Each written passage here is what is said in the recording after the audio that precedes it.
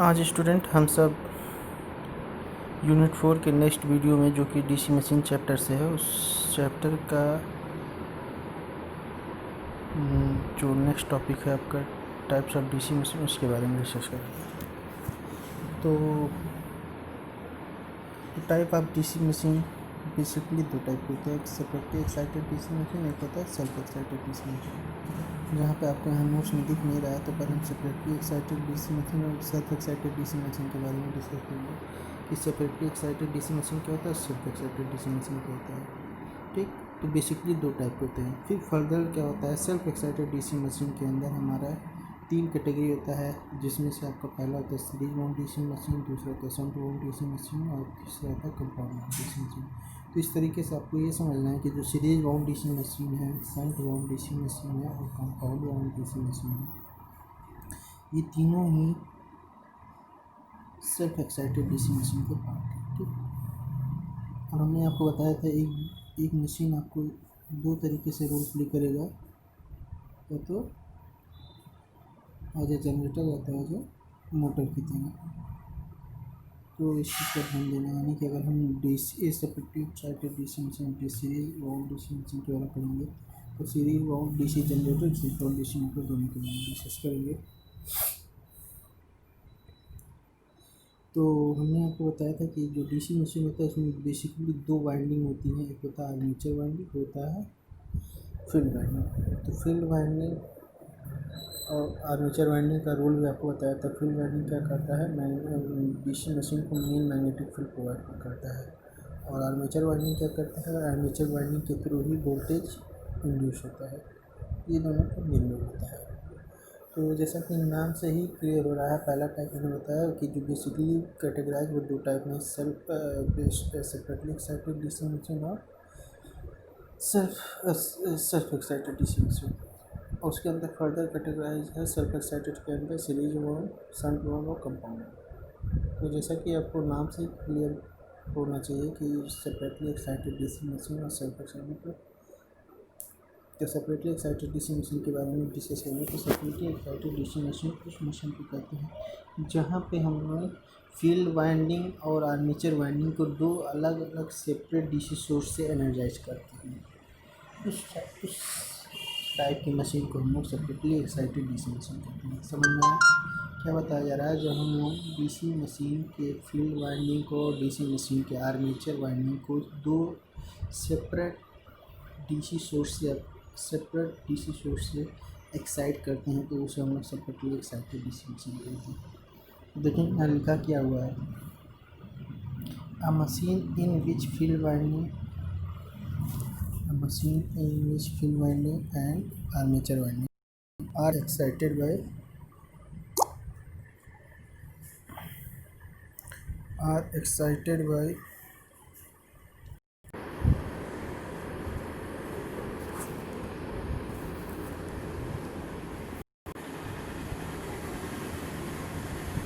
इसमें हम लोग बात कर रहे थे सब, इसमें लिखा कि machine in which field winding and armature winding are excited by separate DC source is known as separately excited DC machine. तो जैसा कि बताया गया कि नाम से ही क्लियर है कि हमको सेपरेटली एक्साइट करना है। किसको एक्साइट करेंगे, तो हमने बताया मशीन में दो टाइप की वाइंडिंग होता है, फील्ड वाइंडिंग और आर्मेचर वाइंडिंग। तो आर्मेचर वाइंडिंग और फील्ड वाइंडिंग को जब दो अलग अलग सेपरेट डीसी सोर्स से हम लोग एक्साइट करेंगे उसी को सेपरेटली एक्साइटेड डीसी मशीन कहेंगे। फिर एक होता है सेल्फ एक्साइटेड डीसी मशीन, तो उसके बारे में यहाँ लिखा नहीं, लेकिन आपको यहाँ पे बता दिया जा रहा है, समझा दिया जा रहा है कि सेल्फ एक्साइटेड डीसी मशीन क्या होता है। सेल्फ एक्साइटेड डीसी मशीन क्या होता है, जब हम लोग किसी डीसी मशीन के दोनों वाइंडिंग को, एक आर्मेचर वाइंडिंग और एक फील्ड वाइंडिंग, दो ही वाइंडिंग होता है जिसके बारे में बार बार डिस्कस किया जा रहा है पिछले वीडियो में भी और इस वीडियो में भी। तो दो ही वाइंडिंग होता है, एक आर्मेचर वाइंडिंग और फील्ड वाइंडिंग। जब डीसी मशीन के दोनों वाइंडिंग को एक ही सोर्स से एक्साइट किया जा रहा है, मतलब पहले हम लोग सप्लाई देंगे फील्ड वाइंडिंग को और उस फील्ड वाइंडिंग की सप्लाई से आपका एनर्जी जो इंड्यूस होता है फील्ड आर्मेचर वाइंडिंग में, तो इस टाइप के मशीन को हम लोग क्या कहते हैं, सेल्फ एक्साइटेड डीसी मशीन। तो सिंपली वे में कह सकते हैं कि जहाँ पे हम आर्मेचर वाइंडिंग और फील्ड वाइंडिंग को हम सेम सोर्स से एक्साइट करते हैं, एक्साइट करते हैं, ठीक, मतलब उसको एनर्जाइज करते हैं, एक्साइट करने पर एनर्जाइज करते हैं, तो वो सारे machine self excited DC machine होती हैं। अब हमने बताया कि जो सीरीज माउंट, शंट माउंट और कंपाउंड माउंट डीसी मशीन है, ये क्या है, सेल्फ एक्साइटेड डीसी मशीन के पार्ट हैं कैटेगरी। तो सीरीज माउंट डीसी मशीन में चलेंगे, तो इसमें देखें क्या लिखा है, a machine in which field winding and armature winding are connected in series, that machine is known as series wound DC machine. मतलब एक ऐसा मशीन जिसमें फील्ड वाइंडिंग इस तरह से कनेक्ट हो कि वो आर्मेचर वाइंडिंग के साथ सीरीज में जुड़ा हो, तो उस टाइप के सेल्फ एक्साइटेड डीसी मशीन को हम लोग क्या कहते हैं, सीरीज वाउंड डीसी मशीन कहते हैं। ठीक, हम बात क्या कर रहे हैं कि जब एक ऐसा मशीन जिसमें फील्ड वाइंडिंग का कनेक्शन आर्मेचर वाइंडिंग के साथ इस तरह से हो कि वो आपस में सीरीज में जुड़े हों, तो इस टाइप की मशीन को हम सीरीज वाउंड डीसी मशीन कहते हैं। उसे देखें क्या लिखा हुआ, पढ़ दिया जा रहा है, a machine in which field winding and armature winding are connected in series, that machine known as series wound DC machine. ठीक, देखें उसको हम लोग रिप्रेजेंट कैसे करेंगे। तो आर्मेचर को हमने बताया था कि आर्मेचर को रिप्रेजेंट करने की एक सर्कल बना करके उसके साइड्स में कार्बन ब्रशेस को दिखाएंगे, उसके साथ फील्ड वाइंडिंग को सीरीज में जोड़ देंगे, तो इस तरह से जो कनेक्शन कहलाएगा वो सीरीज बाउंड डीसी मशीन का कनेक्शन कहलाएगा। अब बात करेंगे कि डीसी मशीन जनरेटर है कि रोटर है, वो डिपेंड करेगा कि आर्मेचर करंट ले रहा है कि आर्मेचर करंट जनरेट कर रहा है। ठीक, तो इसके बारे में थोड़ा कुछ और बताया गया, ये भी देख लें। The number of turns of field winding should be kept less due to high resistance of winding. ठीक, large number of turns leads to high resistance which prevents the most of the current to flow. यहाँ भी बताया जा रहा है कि जो number of turns है फील्ड वाइंडिंग के शुड बी केप्ट लेस, जिसको हम क्या करते हैं, कम से कम रखते हैं, ड्यू टू हाई रेजिस्टेंस, कम से कम रखते हैं ताकि वहाँ पे रेजिस्टेंस हाई हो, वाइंडिंग का रेजिस्टेंस हाई हो। Large number of turns leads high resistance, और जो लार्ज नंबर ऑफ टर्न्स होते हैं वो हाई रेजिस्टेंस को रिप्रेजेंट करते हैं, विच prevents the most of the current. तो वो क्या करते हैं, वो सप्लाई करंट को रोकते हैं, सप्लाई करंट मतलब आर्मेचर की तरफ या आर्मेचर से लोड की तरफ। अब यहाँ देखेंगे इसके डीसी सीरीज जनरेटर का इक्विवेलेंट सर्किट। तो हमारे मशीन दो तरीके से करेंगे, तो जनरेटर की तरह जाते हैं, तो डीसी सीरीज जनरेटर के लिए सर्किट बनाएंगे। तो यहाँ क्या करना है, पहले आर्मेचर का इक्विवेलेंट सर्किट आपको रिप्रेजेंट कर देना है। तो हमने आपको बताया था कि आर्मेचर का इक्विवेलेंट सर्किट जनरेटर के रिस्पेक्ट में क्या होगा और आर्मेचर का इक्विवेलेंट सर्किट मोटर के रिस्पेक्ट में क्या होगा। अगर वो चीज़ आपको ध्यान होगा तो उसको बनाने में बहुत आपको ईजी होगा। ठीक, और नहीं ध्यान होगा तो उसको पिछले वीडियो में आपसे डिस्कस किया गया है, कई बार फिर से समझ लेंगे नोट्स की हेल्प से। ठीक, तो यहाँ पे आर्मेचर, जब हम जनरेटर के रिस्पेक्ट में आर्मेचर का इक्विवेलेंट सर्किट बनाते हैं तो हमने आपको बताया था कि जो सर्कुलर से वो क्या रिप्रेजेंट करता है आर्मेचर, और आर्मेचर को क्या होता है, वाइंडिंग, और आर्मेचर वाइंडिंग का क्या रोल होता है, ईएमएफ इंड्यूस करना। तो ईएमएफ जो इंड्यूस हो रहा है उसको ई से रिप्रेजेंट किया जा रहा है, और वाइंडिंग का जो रेजिस्टेंस उसको आर ए से रिप्रेजेंट किया जा रहा है, और जो आर्मेचर के साइड में ब्रशेज लगे हुए हैं उसके थ्रू हमने बताया था कुछ स्पार्क के फॉर्म में वोल्टेज ड्रॉप होते हैं, तो उसको रिप्रेजेंट करने के लिए वी को रिप्रेजेंट किया जा रहा है। ठीक, अब हमने बताया था कि जब जनरेटर का केस होगा तो सप्लाई का जो काम होता है वो ये जनरेटेड ईएमएफ करता है, यानी कि आपको जो वोल्टेज ड्रॉप होगा, जो कार्बन मैसेज होगा, उस ड्रॉप को आपको इसमें से माइनस करना होगा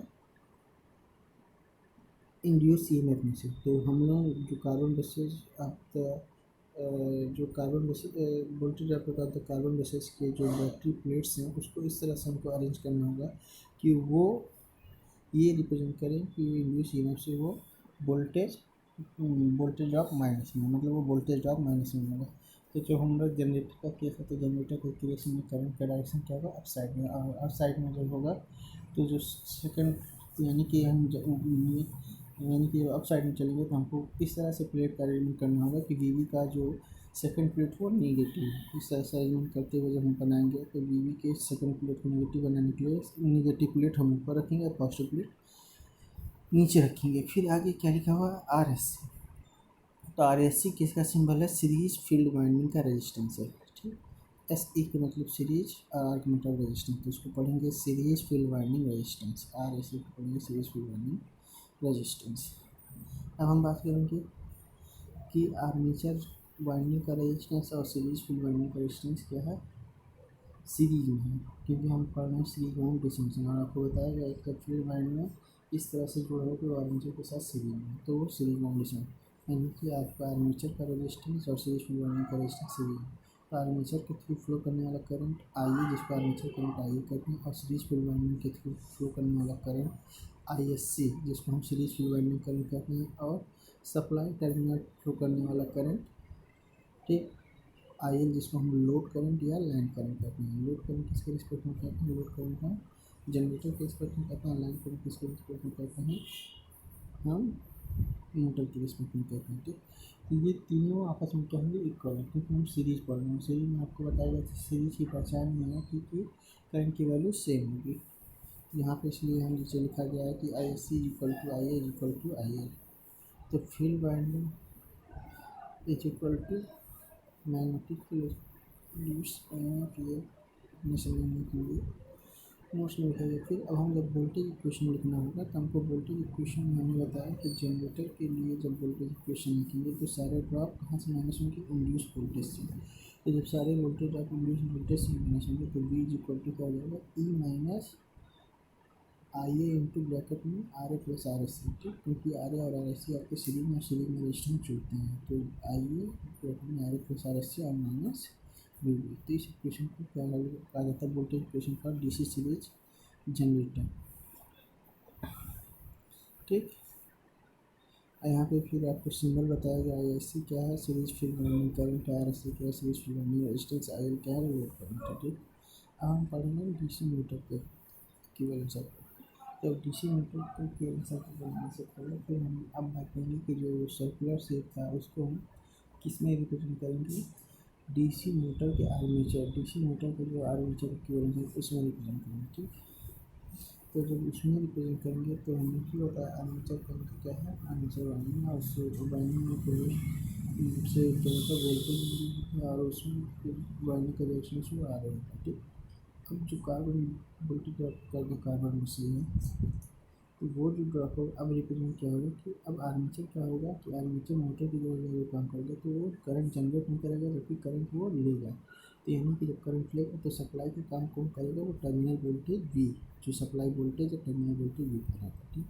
तो अब आपको क्या करना है, इस सप्लाई वोल्टेज से ड्रॉप दिखाना है, यानी कि जो वोल्टेज ड्रॉप आपका कार्बन बेसिस को वोल्टेज ड्रॉप वी भी है उनके बैटरी प्लेटों का एलिमेंट इस तरह से करना है कि हमारा वो वैल्यू वी से माइनस हो। तो हम लोग इसको इस तरह से समझेंगे कि जब हम इसको किस तरह से अरेंज करेंगे कि जब हमारा करंट ले रहा है तो करंट को देखते हुए कि सेकंड का प्लेट जब वो करंट लेगा तो करंट के डायरेक्शन से हमारा सेकंड प्लेट नेगेटिव पड़े, इस हिसाब से हम मतलब प्लेटों का अरेंजमेंट करेंगे। तो वी का जो नेगेटिव प्लेट नीचे रखेंगे और वी का जो पॉजिटिव प्लेट है वो ऊपर रखेंगे।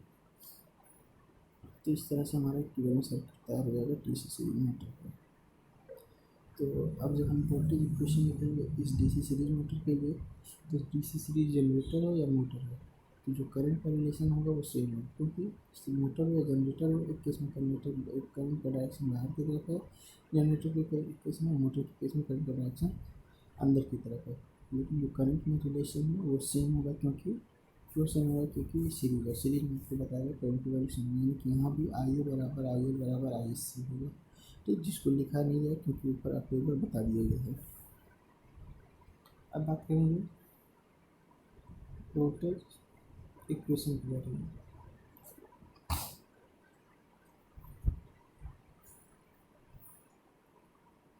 तो मोटर के लिए वोल्टेज इक्वेशन लिखेंगे तो हमने बताया था कि सारे वोल्टेज ड्रॉप इसमें से माइनस होंगे वी में से, और जो वैल्यू आएगी किसके बराबर होगा, ए के बराबर। तो जब वोल्टेज ड्रॉप सारे वी में से माइनस होंगे और जो वैल्यू आएगा ई के बराबर होगा, तो जो ड्रॉप वी में से माइनस हो रहे हैं तो वही सारे वैल्यूज क्या हो जाएंगे, ई में जा करके प्लस हो जाएंगे। तो अब हमारा जो voltage equation DC series motor के लिए होगा वो क्या होगा, V is equal to E plus I A bracket में R A plus R S C, R A plus R S C क्यों है, क्योंकि दोनों वाइंडिंग सीरीज में है और दोनों वाइंडिंग का रेजिस्टेंस सीरीज में है, इसलिए वो जोड़ेंगे। R A plus R S C plus P B, ठीक। यहाँ पे IL आपको इस केस में क्या करना है, लाइन करना। This is the voltage equation for the DC series motor. ये हो गया आपका DC सीरीज मोटर का गिवन सर्किट और इससे related equation of formulas. Next हमारा shunt wound DC machine. Shunt wound DC machine को समझेंगे कि शंट का मतलब क्या होता है, जो फील्ड वाइंडिंग का अरेंजमेंट DC मशीन के अंदर इस तरीके से हो कि वो फील्ड वाइंडिंग क्या हो, आर्मेचर के साथ पैरेलली कनेक्ट हो। क्या कहा जा रहा है, जो फील्ड वाइंडिंग का अरेंजमेंट DC मशीन में इस तरीके से हो कि वो फील्ड वाइंडिंग आर्मेचर के पैरेलली कनेक्ट हो, वो मशीन क्या कहलाता है, शंट वाउंड DC मशीन कहलाता है। ठीक, अब मशीन दो तरीके से रोक लेते हैं, एक जनरेटर की तरह, एक मोटर की तरह। ये आपको बार बार बताया है। तो देखिए यहाँ पे क्या लिखा गया है, a machine in which field winding and armature winding are connected in parallel, that machine is known as shunt wound DC machine.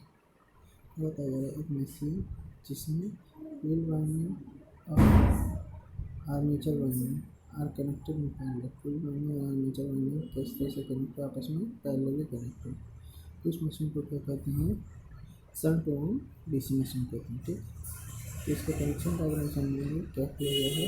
एक आर्मेचर का का सर्कुलर शेप में दिखाएंगे, उसके साइड में हम दो ब्लॉक बनाए जिसको हम कार्बन बेसिस कहते हैं, और उसके पैरेलली कनेक्ट करेंगे फील्ड वाइंडिंग, और उस फील्ड वाइंडिंग को यहाँ पे क्या कहेंगे, किस नाम से जानेंगे, शंट फील्ड वाइंडिंग के नाम से जानेंगे। और उसी फील्ड वाइंडिंग को हम लोग सीरीज वाउंड DC मशीन में किस नाम से जानते हैं, सीरीज फील्ड वाइंडिंग के नाम से। लेकिन शंट वाउंड DC मशीन में उसी फील्ड वाइंडिंग को जानेंगे शंट फील्ड वाइंडिंग, क्योंकि ये इसका कनेक्शन इस केस में पैरेलली है, उस केस में आपका सीरीज में है। ठीक, अब यहाँ पे बताया जाएगा कि इसके इक्विवेलेंट सर्किट, एक बार जनरेटर के केस में, एक बार मोटर के केस में। जनरेटर के केस में देखें तो जनरेटर के केस में, जब जनरेटर का केस होगा तो हमने बताया जनरेटर के केस में आर्मेचर से जो करंट होगा वो जनरेट होगा। मोटर के केस में जो करंट होगा वो आर्मेचर करंट लेगा। तो इस तरीके से हम लोग को ध्यान रखते बनाना है। तो जो बीच में जो आर्मेचर है, तो पहले उसका इलेक्ट्रिकल इक्विवेलेंट सर्किट बनाएंगे। तो DC जनरेटर के आर्मेचर का इलेक्ट्रिकल इक्विवेलेंट सर्किट आपको बार बार बताया जा रहा है कि आर्मेचर क्या होता है, आर्मेचर में क्या होता है, आर्मेचर वाइंडिंग होता है, और आर्मेचर वाइंडिंग से वोल्टेज इंड्यूस होता है, और आर्मेचर वाइंडिंग का समथिंग रेजिस्टेंस होता है, और आर्मेचर के क्रॉस कार्बन ब्रशेस लगे होने के कारण वहाँ कुछ वोल्टेज ड्रॉप होता है। तो इसको आपको इस तरह से अरेंज करना है कि जो वोल्टेज ड्रॉप होगा कार्बन ब्रश के क्रॉस, वो कहाँ से होगा, जनरेटर के केस में E से होगा। तो उसको प्लेटों को इस तरह से अरेंज करना होगा कि VD का जो ड्रॉप दिखे वो E से दिखे। तो जब VD का ड्रॉप E से दिखेगा तो उसको रिमूव करने के लिए नेगेटिव प्लेट को ऊपर रखेंगे, करंट का डायरेक्शन ऊपर, सेकेंड प्लेट नेगेटिव आपका होना चाहिए। तो आपका जब VD का सेकेंड प्लेट नेगेटिव ऊपर रखेंगे और पॉजिटिव प्लेट नीचे रखेंगे, तब जाकर के वोल्टेज आप E से माइनस होगा। और फिर उसके पैरेलली शंट फील्ड वाइंडिंग का रेजिस्टेंस करेंगे, जिसको हम RSS कहेंगे। तो RSS को हम लोग पढ़ेंगे शंट फील्ड वाइंडिंग रेजिस्टेंस।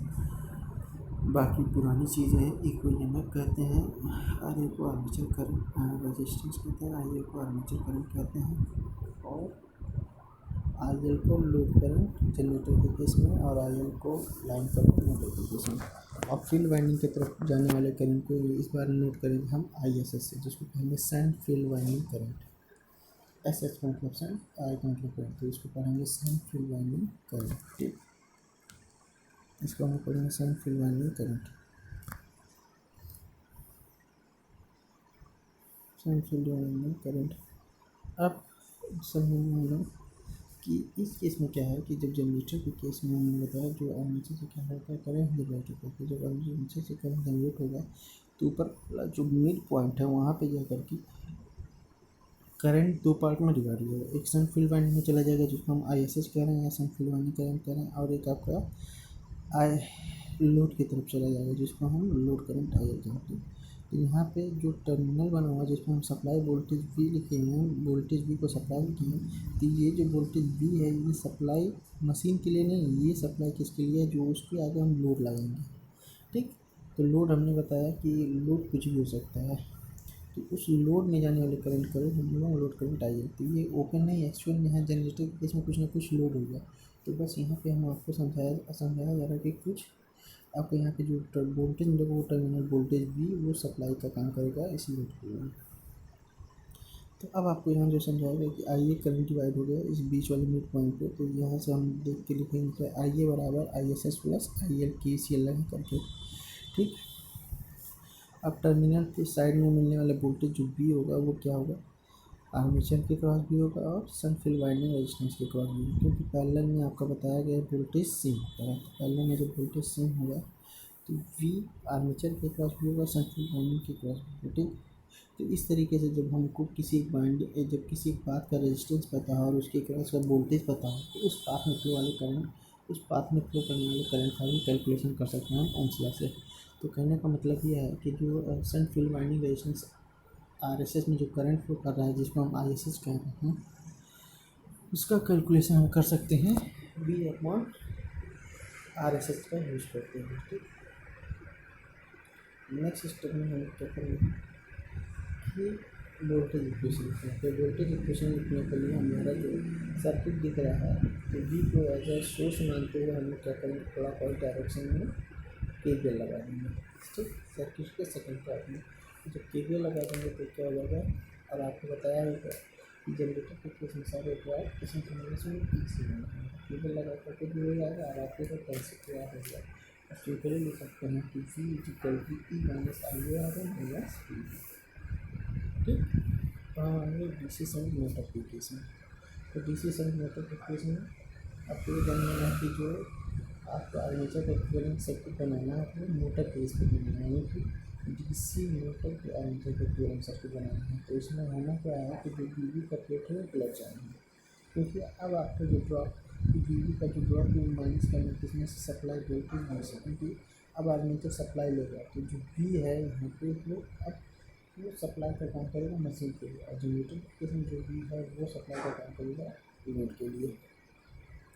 तो इस केस में आर्मेचर करंट लेगा, तो लेगा कब, जब पहले सप्लाई की तरफ से करंट आएगा। तो जो सप्लाई की तरफ से करंट आएगा जिसमें हम आई एल कहते हैं या लाइन करंट कहते हैं, वो आई एल आकर के मिड पॉइंट पे आकर के डिवाइड हो जाएगा। एक आर्मेचर में चला जाएगा जिसको आर्मेचर करंट आई एल कहेंगे, और एक आपका फील्ड वाइंडिंग में चला जाएगा जिसको हम field winding current shunt field winding current I S H कहेंगे। इस केस में क्या होगा, जो आई एल होगा वो किसके बराबर होगा, किससे लगाने के बाद आई एल होगा आपका I A plus I S H के बराबर, I L equal to I A plus I S H.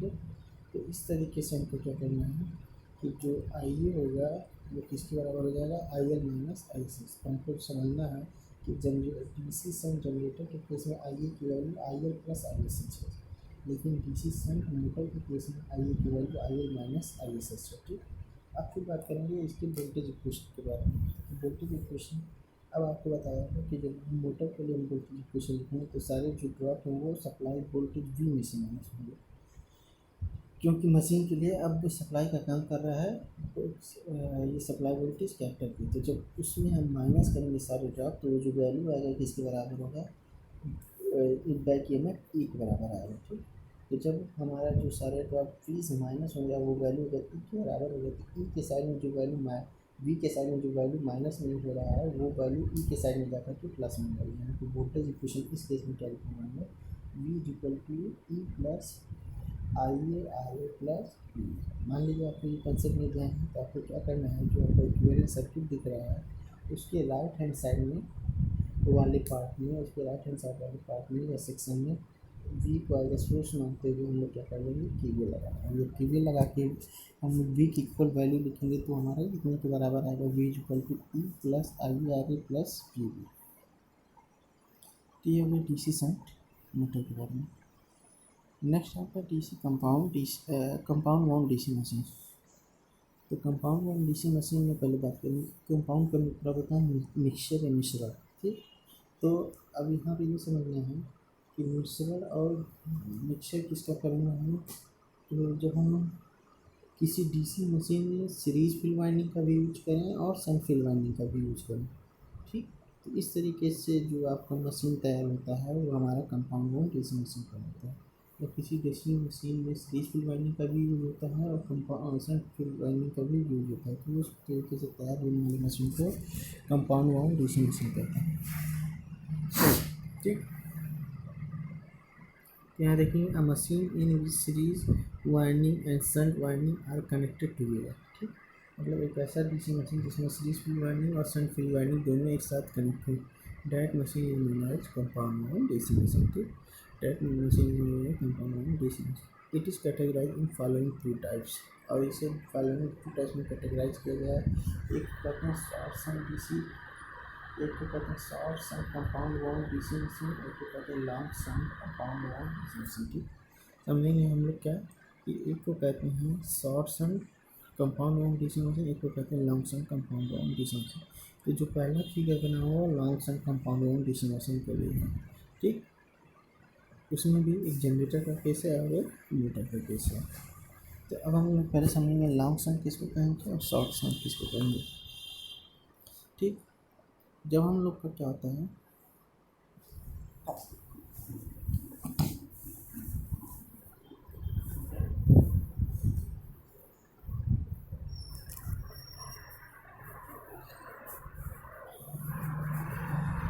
हाँ, long long shunt compound wound DC machine किसको कहते हैं इसको समझेंगे। तो सीरीज फील्ड वाइंडिंग कहाँ होगा, ये आपको series field winding series wound DC machine में समझा दिया गया है कि सीरीज फील्ड वाइंडिंग हमेशा क्या होगा, वो आर्मीचर के सीरीज में जुड़ा होगा। तो इसका तो पोजीशन फिक्स है कि सीरीज फील्ड वाइंडिंग का जो पोजीशन है जब आर्मीचर के साथ तो सीरीज में जुड़ा होगा तभी वो सीरीज फील्ड वाइंडिंग कहलाएगा। ठीक, अब बात करेंगे कि लॉन्ग शंट कब कहलाएगा। जो शंट फील्ड वाइंडिंग है, जो कि जब वो सीरीज फील्ड वाइंडिंग और सीरीज फील्ड वाइंडिंग और आर्मीचर के साथ पूरे के साथ आर्मीचर सीरीज फील्ड वाइंडिंग और आर्मेचर या आर्मीचर सीरीज फील्ड वाइंडिंग पूरे के साथ पैरेलली कनेक्ट होगा तो क्या कहलाएगा long shunt compound wound DC machine. और सबसे नीचे लाइन पढ़ेंगे कि long shunt compound wound DC machine को क्यूमुलेटिव कंपाउंड डीसी मशीन भी कहते हैं। कभी कभी दूसरे नाम से भी पूछ लिया जाता है तो आपको दोनों नाम ध्यान में होना चाहिए। इसको cumulative compound wound DC machine भी कहा जाता है। ठीक, फिर से समझाया जा रहा है, क्या बताया जा रहा है, long shunt compound wound DC machine को लॉन्ग शंट इसलिए कहते हैं क्योंकि आपको सीरीज वाइंडिंग का पोजीशन पता है कि सीरीज वाइंडिंग जब आपका आर्मेचर के साथ सीरीज में जुड़ा होगा तभी वो सीरीज में, लेकिन जो शंट फील्ड वाइंडिंग है जब आर्मेचर और सीरीज फील्ड वाइंडिंग पूरे के पैरेलली कनेक्ट होगा तो वो लॉन्ग शंट कहलाएगा। और लेकिन जब वो केवल आर्मेचर के पैरेलल कनेक्ट होगा तो वो शॉर्ट शंट कहलाएगा। तो जो दूसरे पेज में नीचे वाले फिगर में है तो देखें जो शंट फील्ड वाइंडिंग केवल आर्मेचर के पैरेलल में है, सीरीज फील्ड वाइंडिंग के पैरेलल में वो कनेक्शन नहीं है। तो इस टाइप का कनेक्शन क्या कहलाता है, short shunt compound wound DC machine. और short shunt compound wound DC machine को नीचे की लाइन में देखें क्या लिखा हुआ है, इसको कहते हैं हम लोग differential compound wound DC machine. इसको कहते हैं differential compound wound DC machine. ठीक, तो दोनों में आपको अंतर समझ लेना कि जब हमारा शंट फील्ड वाइंडिंग का कनेक्शन इस तरीके से हो कि आर्मेचर के साथ साथ सीरीज फील्ड वाइंडिंग के पैरेलल कनेक्ट हो तो वो क्या कहलाता है लॉन्ग शंट। तो जब हमारा शंट फील्ड वाइंडिंग का कनेक्शन इस टाइप से हो कि केवल आर्मेचर के पैरेलल कनेक्ट हो तो उसे कहलाता है शॉर्ट शंट। ठीक,